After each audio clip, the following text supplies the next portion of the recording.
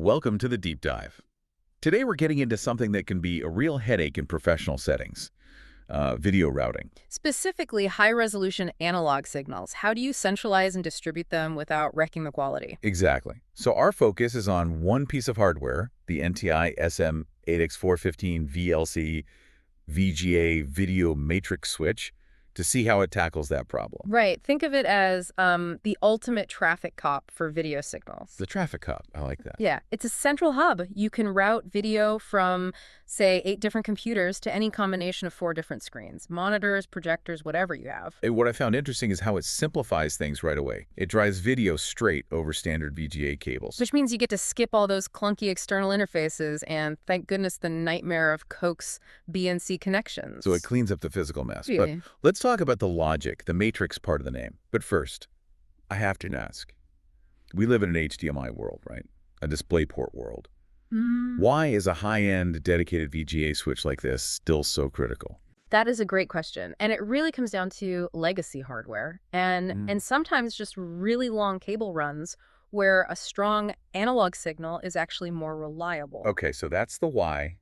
Now for the how, the matrix pattern. Right. It means any single computer's output can be sent to any of the 4 displays, or all of them at the same time. You get total independent control. And that brings us to image quality, which for me is the most important part. The source material highlights that every output is buffered from the input. What does that actually do for the user? That's the secret sauce.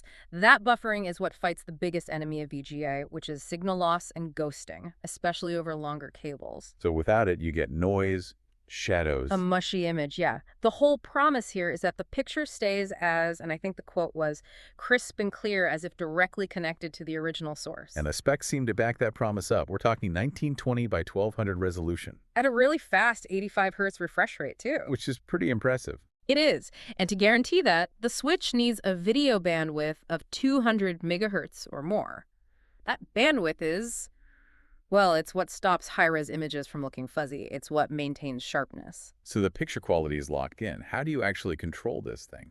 Managing an 8x4 matrix, it sounds like it would be complicated. You can use the front panel button, sure, but the real flexibility is in the remote options. Like over a network. Exactly. You can control it through Ethernet or a serial port.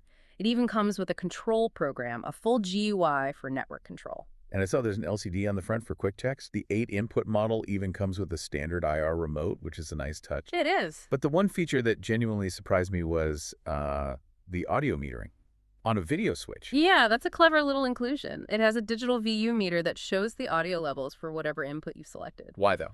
Well, because it recognizes these are often used for mixed media presentations, where you need to track audio alongside the video. That makes sense. So let's connect all this tech to the real world.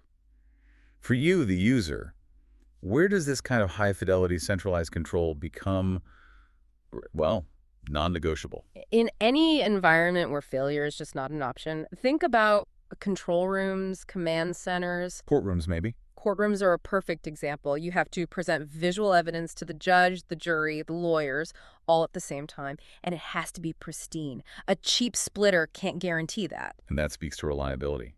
I saw the manufacturer does some pretty intense testing, a 24-hour burn-in heat tests. Load testing on every single port before it ships. Plus, it has a really low power draw, just 5 watts, and meets all the big regulatory standards like CE and RoHS. You mentioned command centers and courtrooms, and one compliance standard really stood out. The TAA compliance. Right. Yes, it meets the standards of the Trade Agreements Act, which is a requirement for U.S. government procurement. That's a huge piece of context. So to wrap it up, we have a system that manages complex visual environments with incredible fidelity, gets rid of ghosting, and gives you really flexible control.